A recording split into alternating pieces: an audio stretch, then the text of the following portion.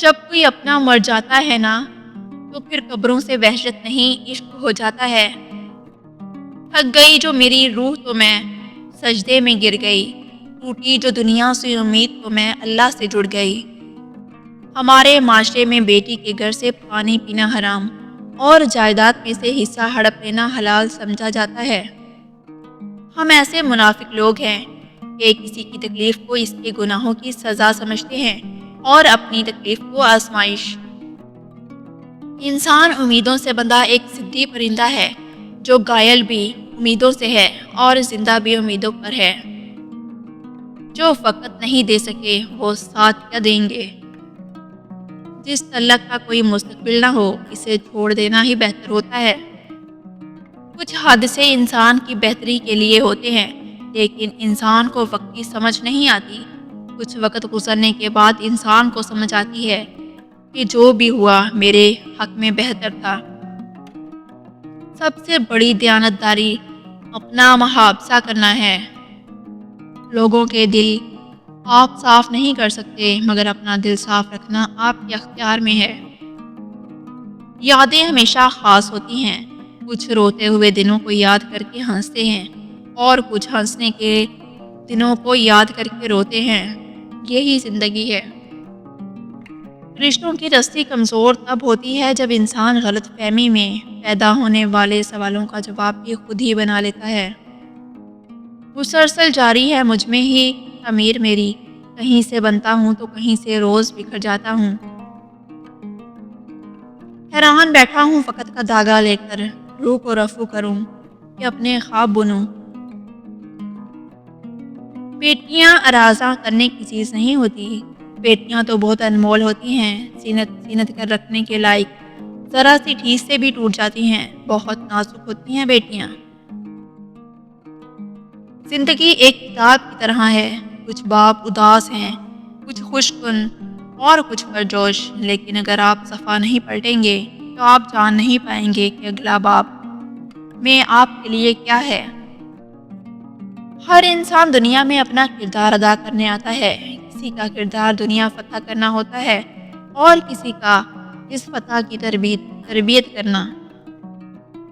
انسان کتنا بھی بڑا ہو جائے مگر ماں کی ضرورت ہمیشہ رہتی ہے۔ تم نیچے گر کر تو دیکھو، اٹھانے کوئی نہیں آئے گا، تم ذرا سا اٹھ کر دیکھو، گرانے سب آئیں گے۔ عقل مند سوچ کر بولتا ہے، بے وقوف بول کر سوچتا ہے۔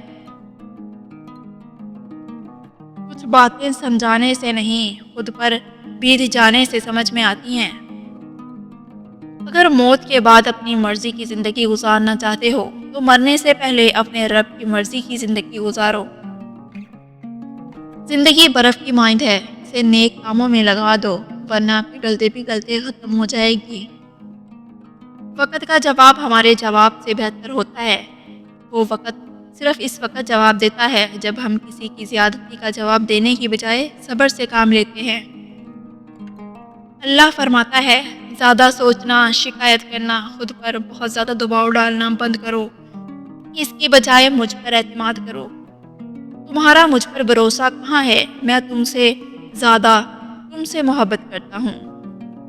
میں اپنے بندوں کو مایوس نہیں ہونے دوں گا۔ اپنے وہ نہیں ہوتے جو آپ کی غلطیوں اور عزتوں کا تماشا بنائیں، بلکہ اپنے وہ ہوتے ہیں جو آپ کی غلطیوں پر پیار، مان، بھروسے، احترام اور ادب کا پردہ ڈالیں۔ زندگی کا راز، آپ خاموش رہیں قدرت جواب دیتی ہے، آپ معاف کر دیں قدرت عزت دیتی ہے، آپ جھک جائیں قدرت آپ کو بلند کر دیتی ہے، آپ چھپ جائیں اپنی تشہیر کروانے سے بچتے پھریں، قدرت پھر بھی لوگوں کے دلوں میں آپ کی عزت اور محبت ڈال دیتی ہے۔ یہی ہے رزلٹ ہوتا ہے، یہاں سب آپ بے نیاز ہو جائیں۔ آپ مٹی سے بنائے گئے ہیں نہ کہ آگ سے جو کہ آپ خود کو شیطان بنواتے پھریں، نہ ہی نور سے جو آپ کو فرشتہ کہلانے کا شوق ہے۔ اگر کوئی آپ کی تعریف کرتا ہے تو اس میں آپ کا کوئی کمال نہیں ہے، کمال اس ذات کا ہے جس نے آپ کے برے اعمال پر پردہ ڈالا ہوا ہے۔ تو ہمیشہ شکر ادا کرے، زندگی کو سادہ رکھے اور تکبر سے بچ کر رہے۔ یہی وہ پہلا گناہ تھا جس نے شیطان کو در بدر کر دیا۔ جس کو اللہ پر یقین آ جائے، اس کی رحمتوں پر، اس کے فیصلوں پر، وہ کبھی نہیں ٹوٹتا، کبھی نہیں گرتا اور کبھی نہیں جھکتا، بلکہ خاموشی سے کوئی شکوہ نہیں۔ اللہ پر یقین رکھے کہ حالات بدل جائیں گے، نہ بھی بدلیں تو پھر کیا، میرے رب کو بہتر پتہ ہے، یقیناً اس میں بہت بھلائیاں ہوں گی۔ وعدہ، انسان دو ہی چیزیں کمانے کے لیے ساری مشقت کر رہا ہے، عزت اور رزق۔ جب دونوں کا وعدہ خدا نے کر رکھا ہے جس پر وہی اور صرف وہی قادر ہے، تو پریشانی کس بات کی؟ سب کچھ ختم ہو گیا ہے، سب کچھ ختم ہو جاتا تو موت کے بعد ایک اور زندگی کیوں ہوتی، جسے ایک زندگی کا انجام دوسری زندگی کا آغاز ہے، ایک لمحے کا انجام دوسرے لمحے کا آغاز ہے۔ ویسے ہی ایک سفر کی ناکامی اگلے سفر کی کامیابی بھی تو ہو سکتی ہے۔ مجھے رب کی ذات پہ اتنا یقین ہے کہ آج اگر وہ مجھے کانٹوں سے گزار رہا ہے تو یقیناً کل گلابوں تک پہنچانے کے لیے